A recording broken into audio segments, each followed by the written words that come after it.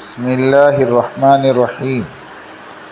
قسط نمبر 873، بقیہ مناقب امیر معاویہ۔ شیخ الاسلام ابن تیمیہ کا موقف۔ تحریک وحدت المذاہب کی حقیقت، دعوتی کام اور اس کا اسلوب۔ الحمدللہ وحدہ والصلاة والسلام علی من لا نبی بعدہ، اما بعد۔ بقیہ حضرت معاویہ۔ بغض معاویہ میں مبتلا لوگ حضرت معاویہ رضی اللہ عنہ کی عدم فضیلت کے ثبوت میں شیخ الاسلام حافظ ابن تیمیہ رحمۃ اللہ علیہ کو بھی اپنا ہم مسلک ثابت کرنے کی مذموم کوشش کرتے ہوئے حضرت شیخ الاسلام امام ابن تیمیہ کی کتاب منہاج السنہ کا حوالہ دیتے ہیں۔ پہلے وہ حوالے اور اس پر ابن تیمیہ کا تبصرہ ملاحظہ فرمائیے۔ شیخ ابن تیمیہ شیعوں کے شدید مخالف ہیں اور ان کے عقائد باطلہ کی تردید میں ایک ضخیم کتاب منہاج السنہ کے نام سے تصنیف کی، جسے آفاقی شہرت اور مقبولیت حاصل ہوئی۔ اس منہاج السنہ میں ابن تیمیہ جناب معاویہ رضی اللہ عنہ کے فضائل اور ان کے اجتہاد کے سلسلے میں مروی حدیث کا ذکر ان الفاظ میں کرتے ہیں: ہاں، حضرت معاویہ کے ساتھ مروانیہ وغیرہم کا ایک بڑا گروہ ہے، وہ لوگ جنہوں نے ان کے ساتھ مل کر لڑائی کی یا ان کے بعد جو ان کے متبعین ہوئے، وہ کہتے ہیں کہ وہ معاویہ علی المرتضیٰ کے ساتھ لڑائی کے معاملے میں حق پر تھے اور معاویہ مجتہد و مصیب تھے، اور علی المرتضیٰ یا ان کے ساتھی ظالم تھے یا خطائے اجتہادی میں مبتلا تھے۔ اور اس سلسلے میں معاویہ رضی اللہ عنہ کے لیے بہت سی کتابیں بھی لکھی گئی، جیسے کتاب المروانیہ جس کے مصنف علامہ جاحظ ہیں، اور ایک گروہ نے تو معاویہ رضی اللہ عنہ کے فضائل میں من گھڑت روایات اور احادیث رسالت مآب سے روایت کی، لیکن وہ سب کی سب جھوٹ، اور اس سلسلے میں ان کے لمبے چوڑے دلائل ہیں، یہاں جن کے ذکر کا موقع نہیں، لیکن یہ لوگ اس بارے میں اہل سنت کے نزدیک خطا پر ہیں، اگرچہ روافض کی خطا ان کی خطا سے بڑھ کر ہے۔ فائدہ: شیخ ابن تیمیہ رحمۃ اللہ علیہ نے شیعہ سے شدید مخالفت کے باوجود حق بات کہہ دی۔ اہل حق کا حق بھی یہی ہے کہ مخالفت کے باوجود حقائق کو تسلیم کرے۔ شیعہ سے ان کی مخالفت کا اندازہ اس بات سے لگایا جا سکتا ہے کہ شیخ ابن تیمیہ رحمہ اللہ جہاں خوارج اور بنو امیہ کے اس منظم گروہ کا ذکر کر رہے ہیں جنہوں نے جناب امیر معاویہ کے فضائل و مناقب میں احادیث وضع کی، وہاں یہ بھی کہہ رہے ہیں کہ شیعوں کی خطا ان سے بڑی خطا ہے۔ ایسے انسان کا فضائل جناب معاویہ کے سلسلے میں مروی حدیث کے لیے کل کذب، وہ سب روایات جھوٹی ہیں، کہنا خصوصی اہمیت رکھتا ہے۔ حالانکہ شیعہ کو نیچا دکھانے کے لیے وہ یہ بھی کہہ سکتے تھے کہ اگر فضائل اہل بیت میں مروی احادیث صحیح ہیں تو جناب معاویہ کے حق میں مروی حدیث بھی پایہ صحت کو پہنچی ہوئی ہے، مگر انہوں نے ایسا نہیں کیا۔ تحریک وحدت المذاہب یعنی شیعہ اور سنی کو ایک پلیٹ فارم پر جمع کرنا، یہ تحریک ایرانی انقلاب کے وقت 1971 میں شروع ہوئی، اور اس تحریک کے نظر بعض بڑے بڑے قداور علماء کرام ہو چکے۔ مولانا مودودی مرحوم کی کتاب خلافت و ملوکیت بڑی پذیرائی ملی، اس لیے کہ اس کتاب میں دل کھول کر سیدنا عثمان اور سیدنا معاویہ رضی اللہ عنہما پر حقائق کے نام پر خوب تبرہ کیا گیا، اور مودودی صاحب کی اس تحریک کے عظیم و جرار وکیل مولانا عامر عثمانی صاحب قاسمی دیوبندی تھے، جن کا ماہنامہ تجلی مشہور اور معروف میگزین تھا۔ سارے اکابرین دارالعلوم تجلی اور اس کے مصنف سے سخت پریشان تھے۔ چند سال بعد ہی ایک مشاعرے میں شرکت کے لیے جاتے ہوئے دوران سفر مہاراشٹر میں عامر عثمانی صاحب چل بسے، تب جا کر اکابرین دیوبند کی جان چھوٹی۔ اس کے بعد تحریک وحدت المذاہب اور تحریک انقلاب ایران دم توڑ گئی تھی۔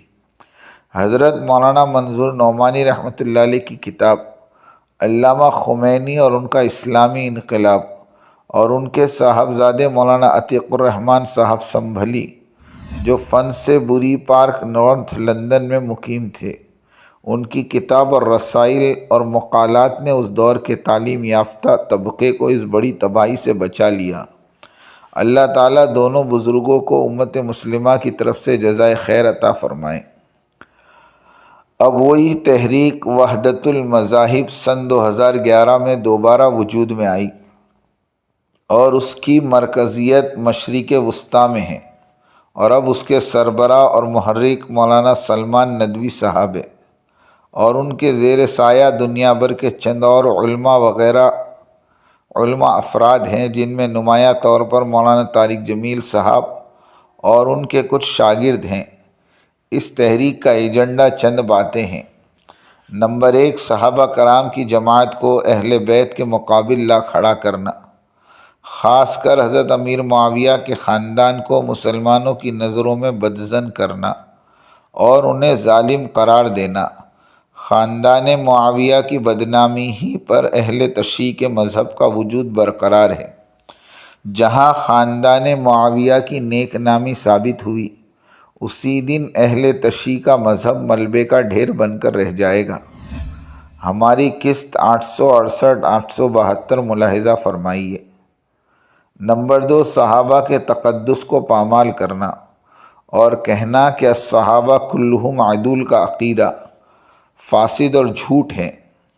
نمبر 3، اہل بیت کو معصوم گرداننا۔ نمبر 4، اصل وارثین دین شیعہ ہی ہے۔ نمبر 5، عظمت صحابہ کے قائلین کو ناسبی کا نام دینا وغیرہ وغیرہ۔ انشاءاللہ ہم ان 5 عنوانوں پر تفصیلی روشنی ڈالیں گے اور مولانا سلمان صاحب ندوی کا جواب بھی دیں گے کہ الصحابہ کلہم عدول ہیں کہ نہیں۔ اس تحریک ضالہ کے محرکین کے بیان کردہ حقائق کے بارے میں ہم وہی کہنا چاہتے ہیں جو امیر المومنین سیدنا علی رضی اللہ تعالی عنہ نے خوارج سے کہا تھا، ہذہ کلمۃ حق یراد بہا باطل۔ کلمات تو درست ہے لیکن ارادہ غلط ہے۔ بقیہ حافظ ابن تیمیہ، محرکین وحدت المذاہب نے حافظ ابن تیمیہ کے ذکر کردہ حوالے سے جو مفہوم اور مراد اخذ کیا ہے وہ خارجیوں ہی کی قبیل سے ہیں۔ یہاں 2 باتیں قابل غور ہیں۔ نمبر 1، سب سے پہلی بات تو یہ کہ حافظ ابن تیمیہ رحمۃ اللہ علیہ ان حضرات کے اس خیال فاسد کی تردید فرما رہے ہیں جو یہ کہتے ہیں کہ سیدنا علی رضی اللہ عنہ حضرت معاویہ رضی اللہ تعالیٰ عنہ کے ساتھ لڑائی کے معاملے میں ظالم یا خطائے اجتہادی کے مرتکب تھے، اور اس سے حافظ ابن تیمیہ رحمۃ اللہ علیہ کا ہرگز یہ مقصد نہیں کہ وہ معاذ اللہ حضرت معاویہ رضی اللہ عنہ کو باطل پر اور خطائے منکر کا مرتکب گردانتے تھے۔ وہ جہاں سیدنا علی رضی اللہ تعالیٰ عنہ کے مخصوص فضائل اور ان کے حق و بالخلافہ اور مشاجرات میں اقرب الی الحق ہونے کے قائل ہیں، وہیں وہ حضرات علی اور معاویہ رضی اللہ عنہما کے باہمی اختلاف کو اجتہادی مانتے ہیں۔ اہل سنت والجماعت کا مذہب ابن تیمیہ رحمۃ اللہ علیہ نے ایک نصیحت ضرور کی ہے جسے نقل کر دینا عظیم امانت داری ہوگی۔ وہ فرماتے ہیں، اسی لیے مشاجرات صحابہ رضی اللہ عنہم کے بارے میں خاموشی اختیار کرنا اہل سنت والجماعت کا مذہب ہے، کیونکہ حضرت علی اور حضرت معاویہ رضی اللہ عنہما کے فضائل ثابت اور ان سے محبت واجب ہے، اور ان کے ذریعے سے جو واقعات وقوع پذیر ہوئے ان کے بارے میں ان کے نزدیک ایسے عذر ہوں گے جن تک ہر انسان کی رسائی ممکن نہیں۔ اکثر لوگوں سے وہ مخفی ہیں، نیز ان میں سے بعض تائب ہو گئے ہوں گے اور بعض مغفور ہوں گے۔ ان کے باہمی جھگڑوں میں بحث کا نتیجہ یہ ہوگا کہ بہت سے لوگوں کے دلوں میں ان کے خلاف بغض اور عداوت کے جذبات پیدا ہو جائیں گے۔ اسی طرح وہ شخص خطا کار اور گنہگار ہوگا اور اپنے ساتھ اس شخص کو بھی نقصان میں ڈال دے گا جو اس کے ساتھ اس بارے میں بحث کرے گا۔ جس طرح اکثر متکلمین کلام کرنے والوں میں مشاہدہ کیا گیا کہ وہ عموماً ایسی باتیں کرتے ہیں جو اللہ اور اس کے رسول کے نزدیک ناپسندیدہ ہوتی، جو باتیں فی الواقع مذمت کے مستحق نہیں ہوتی ان کی مذمت کر جاتے ہیں، اور جو چیزیں قابل مدح نہیں ہوتی ان کی مدح کر جاتے ہیں۔ اسی لیے افاضل سلف کا طریقہ یہ رہا کہ اس بارے میں خاموشی اختیار کی جائے۔ حافظ ابن تیمیہ رحمۃ اللہ علیہ کی اس بات کا، جسے وہ افاضل سلف کا طریقہ فرما رہے ہیں، ہمیں کتنا پاس و لحاظ رکھنا چاہیے۔ مزید برآں حافظ ابن تیمیہ رحمۃ اللہ علیہ کا فرمان ہے کہ ایک گروہ نے تو حضرت معاویہ کے فضائل میں من گھڑت روایات اور احادیث رسالت مآب صلی اللہ علیہ وسلم سے روایت کی، لیکن وہ سب کے سب جھوٹی ہیں۔ حافظ ابن تیمیہ رحمۃ اللہ علیہ کی ان عبارات سے بغض معاویہ رکھنے والے وحدت المذاہب کے محرکین نے یہ نتیجہ اخذ کیا ہے کہ سیدنا معاویہ رضی اللہ تعالیٰ عنہ کے مناقب اور فضائل میں رسالت مآب صلی اللہ علیہ وسلم سے جتنی احادیث مروی ہیں، ابن تیمیہ رحمۃ اللہ علیہ کے نزدیک سب کے سب جھوٹی ہیں۔ حالانکہ ایسا نہیں ہے۔ حضرت شیخ الاسلام رحمۃ اللہ علیہ تو ان روایات کی نفی فرما رہے ہیں جو ایک گروہ نے حضرت معاویہ رضی اللہ عنہ کے فضائل کو ثابت کرنے کے لیے گھڑی ہیں۔ اس کا ہرگز یہ مطلب نہیں کہ فضائل معاویہ میں وارد شدہ احادیث سب کی سب جھوٹی ہیں۔ خود فتاوی ابن تیمیہ میں حضرت شیخ الاسلام نے سید معاویہ رضی اللہ عنہ کے فضائل پر بڑا مستحکم موقف اپنایا ہے اور بہت مفید اور جید کلام فرمایا ہے، اور فضائل معاویہ رضی اللہ تعالیٰ عنہ میں ہماری نقل کردہ احادیث میں سے ایک حدیث کو بطور استدلال پیش کیا ہے۔ ملاحظہ فرمائیں، حضور صلی اللہ علیہ وسلم نے معاویہ رضی اللہ عنہ کو اپنا کاتب بنایا اور ان کے بارے میں فرمایا، اے اللہ معاویہ کو کتاب اور حساب کا علم دے اور عذاب سے محفوظ فرما۔ کیا حافظ ابن تیمیہ رحمۃ اللہ علیہ نے اس حدیث کو موضوع اور من گھڑت جانتے ہوئے بھی اسے رسول اللہ صلی اللہ علیہ وسلم کی طرف منسوب کیا ہے؟ اور کیا بغض معاویہ رکھنے والے حافظ ابن تیمیہ رحمۃ اللہ علیہ پر من کذب علی متعمدا فلیتب مقعدہ من النار، فرمایا رسول اکرم صلی اللہ علیہ وسلم نے کہ جس کسی نے جان بوجھ کر مجھ پر جھوٹ باندھا اسے چاہیے کہ اپنا ٹھکانہ جہنم میں بنا لے۔ کیا سلمان ندوی صاحب اور ان کے متبعین مذکورہ بالا وعید شدید کو حافظ ابن تیمیہ رحمۃ اللہ علیہ پر صادر فرمائیں گے؟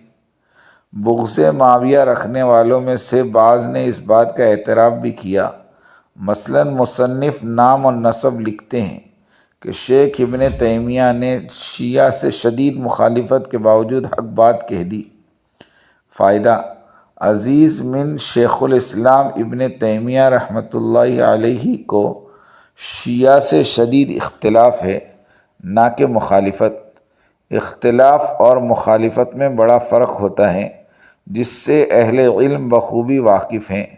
آپ کو تو سیدنا معاویہ رضی اللہ عنہ سے اختلاف کا حق بھی نہیں، مگر آپ حضرت معاویہ رضی اللہ عنہ کی مخالفت پر کمر بستہ ہیں۔ اے طفل خود معاملہ قد سے عصا بلند، ماخوذ سیدنا امیر معاویہ رضی اللہ تعالیٰ عنہ کے بارے میں گمراہ کن غلطیوں کا ازالہ۔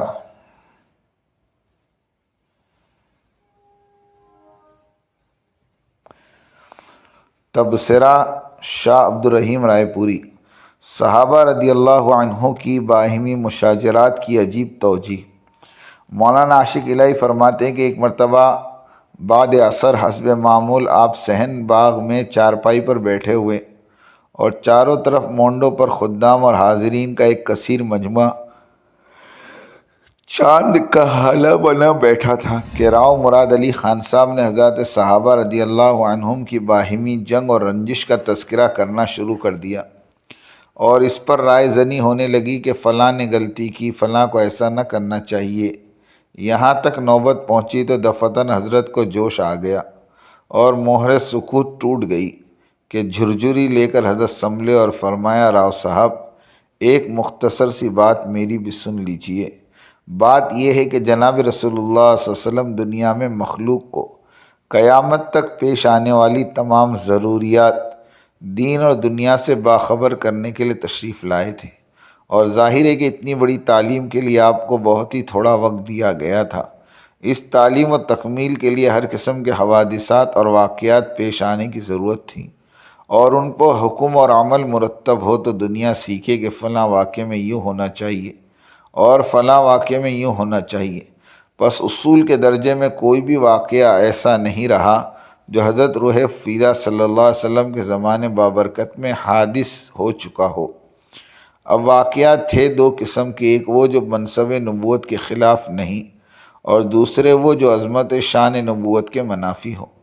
پس جو واقعات منصب نبوت کے خلاف نہ تھے وہ تو حضرت پر پیش آئے، مثلاً تزویج اور اولاد کا پیدا ہونا، ان کا مرنا، دفنانا، کفنانا وغیرہ وغیرہ، اور نیز خوشی اور غمی کے واقعات حضرت کو پیش آ گئے، اور دنیا کو عملاً یہ سبق مل گیا کہ عزیز کے مرنے پر ہم کو فلاں کام کرنا مناسب ہے اور فلاں نامناسب، اور کسی کی ولادت اور ختنہ اور نکاح وغیرہ کی خوشی کے موقع پر یہ بات جائز ہے اور یہ بات خلاف سنت ہے، مگر وہ واقعات جو عظمت رسالت کے خلاف تھے پیش نہیں آئے، اور باقی رہ گئے اس لیے کہ یہ عظمت رسالت کے خلاف تھے، اور ان واقعات کے پیش نہ آنے سے تعلیم محمدی ناتمام بھی نہیں رہی۔ مثلاً باہمی جنگ و قتال، نفسانی اغراض پر دنیا امور میں نزاع اور رنجش وغیرہ، اور ان آپسی جنگ و جدال کی حالت میں امت مسلمہ کو یوں سنبھالا جائے اور یوں ان کی اصلاح ہونی چاہیے وغیرہ وغیرہ، یہ امور ذات محمدی پر پیش آنا کسی طرح مناسب نہ تھے، حالانکہ ضرورت تھی پیش آنے کی تاکہ امت کو رہبری مل جاتی۔ لہٰذا حضرات صحابہ نے اپنے نفوس کو پیش کیا کہ ہم خدام اور غلام آخر کس مصرف کے، جو امور حضرت کی شان کے خلاف ہے وہ ہم پر پیش آویں، اور شرع متین ہم پر حکم و نتیجہ مرتب کرے، اس طرح آقائے نامدار کی نبوی تعلیمات کی تکمیل ہو جائے۔ چنانچہ حضرت صحابہ رضی اللہ تعالیٰ عنہم پر وہ سبھی کچھ پیش آیا جو آئندہ قیامت تک آنے والی مخلوق کے لیے رشد ہدایت بنا، اور دنیا کے ہر بھولے بھرے کو معلوم ہو گیا کہ فلاں واقعے میں یہ کرنا اور اس طرح کرنا مناسب ہے، اور یہ کرنا اور اس طرح کرنا نامناسب اور خلاف شرع ہے، مگر کوئی ہو تو ایسا باہمت جانثار تکمیل دین محمد کے خاطر ہر ذلت کو عزت اور عیب کو ہنر سمجھ کر نشان ملامت بننے پر فخر کرے، اور بزبان حال کہے کہ دشمن کو میسر نہیں کہ وہ آپ کی مبارک تلوار کا شہید بن سکے، اور دوستوں کے سر اسی لیے سلامت ہے کہ آپ خنجر آزمائیں۔ شہرت، نیک نامی، عزت اور ناموری سب چاہا کرتے ہیں، مگر اس کا مزہ کسی عاشق سے پوچھو کہ جانثاری میں کیا لطف ہے، اور کوچ معشوق کی ننگ و عار کیا لذیذ شے ہے۔ لطیفہ: سچے عاشق حضرات صحابہ تو اس طرح ہماری تمہاری اصلاح اور تعلیم کے خاطر اپنی عزت اور آبرو اور جانثار کر گئے، اور ہم ان کے مصنف اور ڈپٹی بن کر 1400 برس بعد ان کے مقدمات کا فیصلہ دینے کے لیے بیٹھیں اور نکتہ چینیاں کر کے اپنی عاقبت گندی کریں۔ اس سے کیا حاصل؟ اگر ان جواہرات سنیہ کے قدرداں نہیں بن سکے تو کم سے کم بدزبانی اور طعن ہی سے اپنا منہ بند رکھیں، اور فرمان نبی کی کچھ تو لاج رکھیں۔ اللہ اللہ فی اصحابی لا تتخذوہم غرضا من بعدی، اللہ کے واسطے میرے صحابہ کو اپنی ہوس کا نشانہ مت بناؤ۔ حضرت قدس سرہ دیر تک یہ تقریر فرمائی کہ دین مبارک سے پھول جھڑتے اور سامعین کے عقل و خرد میں جگہ پکڑتے رہے۔ صحابہ اور اہل بیت دو جسم ایک جان تھے رضی اللہ عنہ اجمعین۔ یہ دعویٰ بے بنیاد و تاریخ کی تحریف ہے کہ اصحاب رسول اور آل رسول ایک دوسرے کی دشمنی دل میں چھپائے ہوئے تھے، بلکہ وہ تو کافروں پر بڑے سخت اور آپس میں ایک دوسرے پر رحم کرنے والے تھے، اور ان کے درمیان محبت و مودت تھی، ایک دوسرے کا احترام اور اکرام تھا، ایک دوسرے کی ثناء خوانی میں ردب اللسان تھے، ان کے درمیان رشتہ داری اور سسرالی رشتہ تھا، اور دین کی سربلندی اور رسول اللہ صلی اللہ علیہ وسلم کی مدد کرنے والے تھے۔ اور یہ بات ہر ایک کو معلوم ہے کہ اصحاب رسول اور آل رسول سب اہل فضل اور اہل افضل لوگ ہیں۔ اللہ تعالیٰ نے انہیں رحماء بینہم کے عظیم اخلاقی اور کرداری لقب سے نوازا۔ دعوتی کام کے اغراض اور مقاصد۔ دعوتی کام کا مطلب سارے انسانوں کو اللہ کی بندگی کی طرف بلانا ہے۔ اللہ کی بندگی کا مفہوم بہت وسیع ہے۔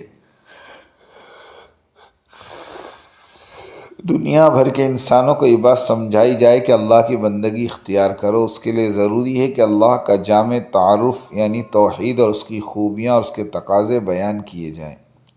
اسی طرح شرک کی حقیقت اور اس کے نقصانات سمجھائے جائیں۔ دنیا بھر کے انسان اللہ کی عظیم ہستی اور اسی کی صفات اور قدرت کو جاننے سے بے خبر ہیں، اسی حال میں زندگی بسر کر رہے ہیں، مگر پھر بھی وہ خدا کے منکر ہرگز نہیں ہیں۔ نیز اسی طرح بندگی کا مطلب بھی کھول کھول کر سمجھایا جائے، انفرادی اور اجتماعی زندگی میں اسلام کے تقاضوں کو سمجھایا جائے، اور یہ اہم ذمہ داری اور عظیم کام 2-4 مرتبہ ملاقات کرنے سے پورا نہیں ہوگا، البتہ اس کے لیے کئی ملاقاتوں کی ضرورت ہوگی۔ افسوس تو اس بات کا ہے کہ جس امت کو دعوت دین کے لیے برپا کیا گیا وہ اس اہم فریضے کی ادائیگی سے بالعموم غافل ہے۔ نماز، روزہ، حج اور زکوٰۃ جیسے فرائض کی ادائیگی میں تو مسلمان الحمدللہ مشغول ہے، لیکن فریضہ دعوت کی ادائیگی کا جذبہ بہت ہی کم موجود ہے۔ دعوت اللہ کے ایک جامع تعارف درج ذیل آیات قرآن حدیث نبویہ میں ملاحظہ فرمائیں۔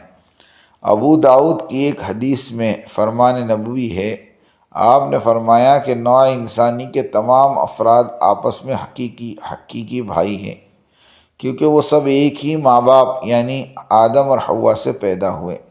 اس کے بعد آپ نے فرمایا وَأَنَا لِذَلِكَ لَشَهِيدٌ، یعنی میں اس پر گواہ ہوں، میں اس کا اعلان کرتا ہوں کہ حضور صلی اللہ اعلان کرتا ہوں۔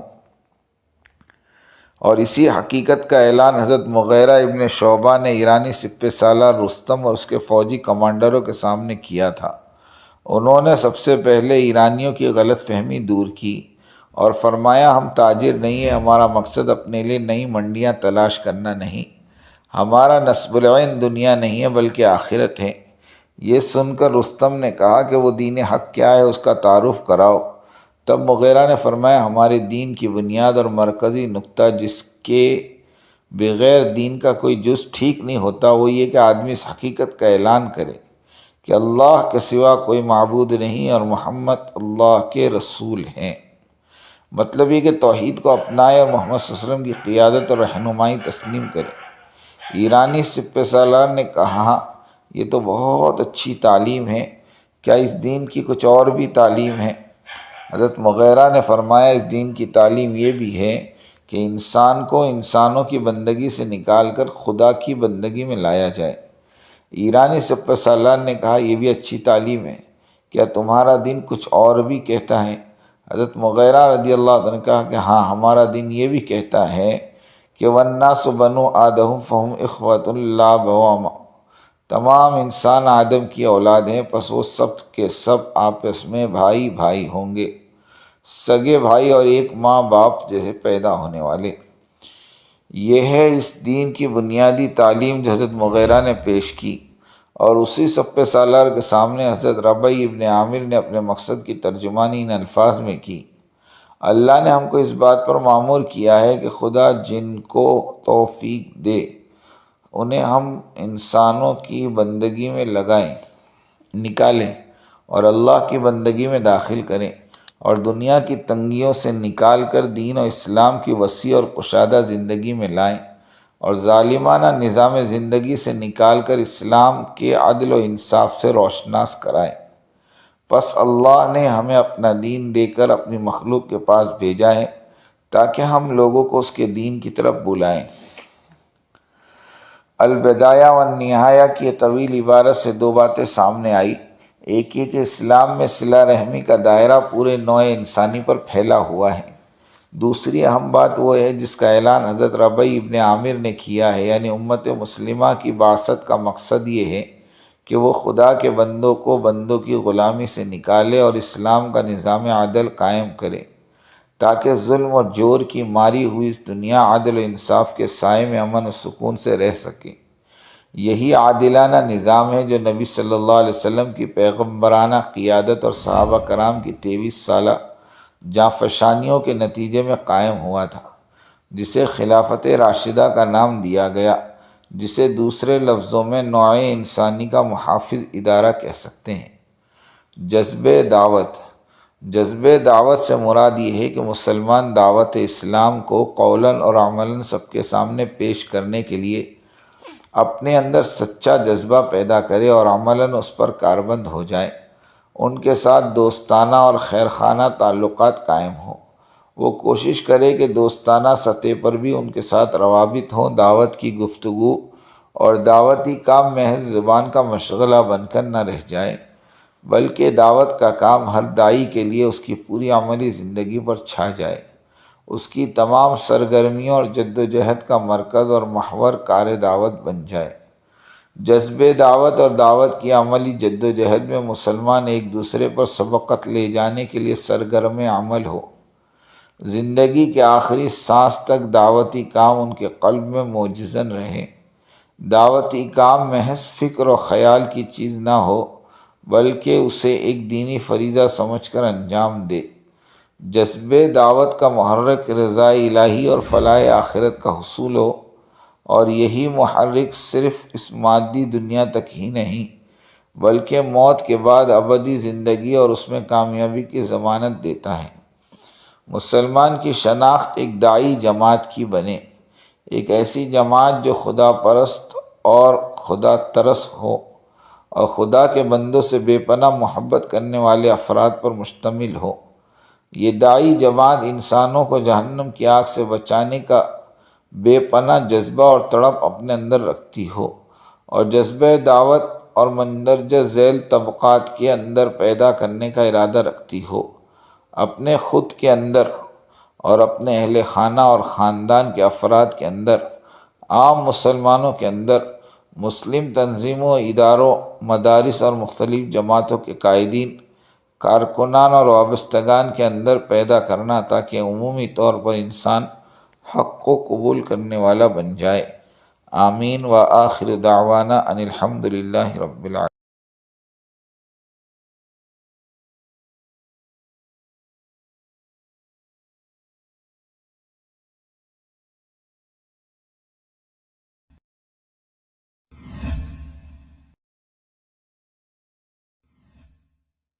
میرے لفظوں کے دریا میں سنبھل کر تم سفر کرنا، سفینے اس میں جو اترے وہ ساحل کو نہ پائے۔ میری بات توجہ سننی پڑے گی، بہت توجہ سننی پڑے گی۔ تم بات کو غلط مطلب نکالو گے اپنی ذہن سے، تو میرے ذہن میں جو مطلب ہے اس پہ غور نہیں کرو گے۔ یہ بڑی مصیبت ہے زمانے میں۔ بجائے جو میں چاہتا ہوں اس طرف توجہ کرنے کے، اپنے دماغ میں جو کچھ لیے بیٹھے ہو اس کو غلط رخ پر لے جاؤ گے۔ سنو غور سے۔ بات کو سمجھنے کے لیے سب سے پہلے آدمی اپنے ذہن کو اور اپنے برتن کو اعتراض اور تردد اور اشکال سے خالی کرے، اس لیے کہ اگر کسی بات کو بھی مفہوم مخالف اور کسی بات کو بھی کسی دوسرے عمل کی تردید یا اس کی تنقیص یا اس کی افادیت کو کم سمجھنے کے سوء ظن کے ساتھ سنا گیا، نفع کی باتوں سے نقصان ہونا یقینی ہے۔ اس لیے سب سے پہلے ہم اس کی نیت کریں، پوری بات سنیں گے، آگے پوری بات نقل کریں گے۔